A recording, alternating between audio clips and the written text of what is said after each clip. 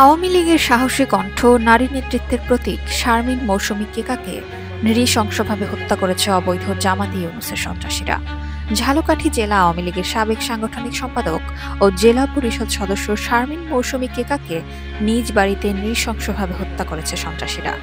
আওয়ামী লীগের এই সাহসী নারী নেত্রী ছিলেন মুক্তিযুদ্ধের চেতনার অগ্রযোদ্ধা, জনগণের প্রিয় মুখ এবং নারী নেতৃত্বের প্রতীক। এই হত্যাকাণ্ড কোনো বিচ্ছিন্ন ঘটনা নয়, এটি অবৈধ জামাতি ইউনূস সরকারের প্রশ্রয়ে বেড়ে ওঠা সন্ত্রাসের ভয়াবহ উদাহরণ। যে সরকার মুক্তিযুদ্ধের চেতনা ধ্বংস করতে চায়, আওয়ামী লীগের নেতৃত্বকে নিশ্চিহ্ন করতে চায়, সেই অন্ধকার শক্তি আজ রক্ত ঝরাচ্ছে বাংলার মাটিতে।